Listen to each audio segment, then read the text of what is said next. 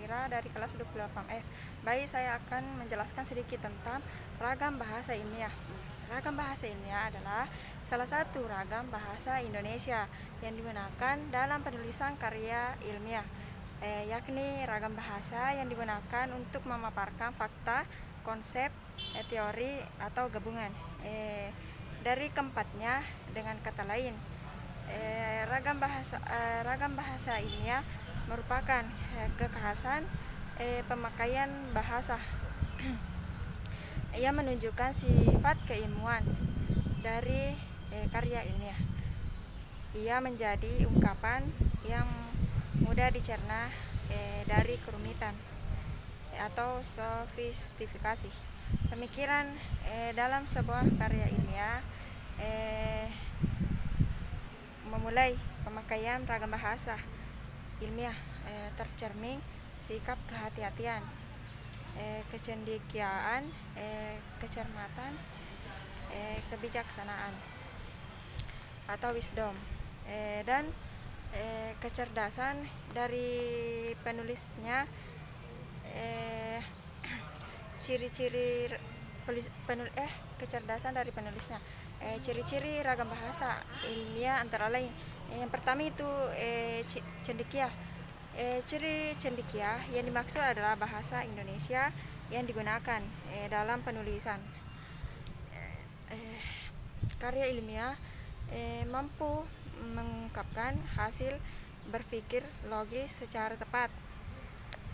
Yang kedua itu lugas dan logis. Ciri lugas yang dimaksud adalah bahasa Indonesia yang digunakan dalam penulisan karya ilmiah harus bermakna harfiah dan tidak bermakna ganda.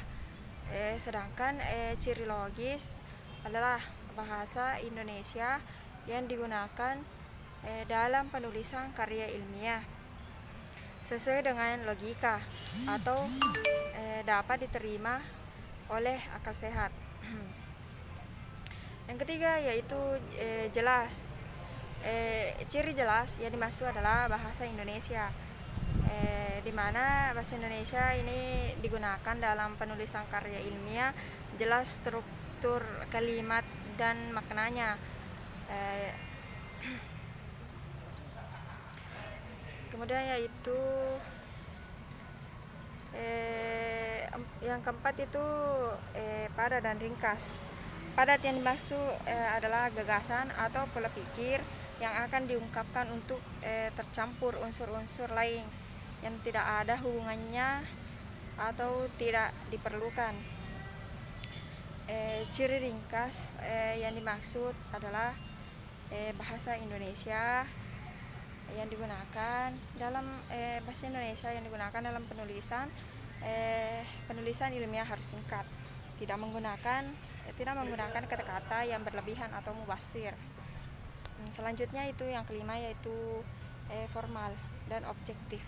Formal yang dimaksud mengacu pada pandangan bahwa komunikasi ilmiah melalui tulisan ilmiah merupakan komunikasi formal atau resmi, sehingga menggunakan bahasa Indonesia formal pada struktur bahasa yang mencakup seluruh tataran struktur kebahasaan.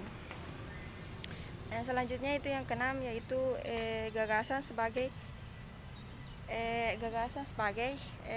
pangkal tolak. Gagasan sebagai pangkal tolak yang dimaksud adalah bahasa yang digunakan dalam penulisan karya ilmiah harus berorientasi pada gagasan atau pola pikir, bukan pada penulis.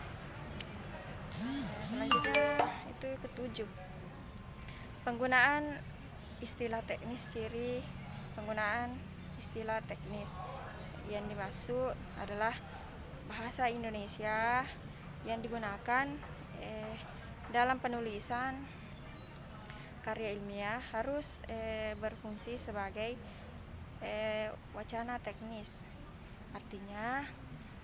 Artinya sesuai dengan bidang keilmuannya yang dilengkapi dengan peristilahan teknis yang meliputi penulisan angka, lambang, dan istilah sesuai dengan bidang ilmu. Nah, kedelapan itu konsisten. Ciri konsisten yang dimaksud adalah bahasa Indonesia yang digunakan dalam penulisan karya ilmiah mulai dari tataran terkecil sampai dengan tataran terbesar dan terluas keseluruhan.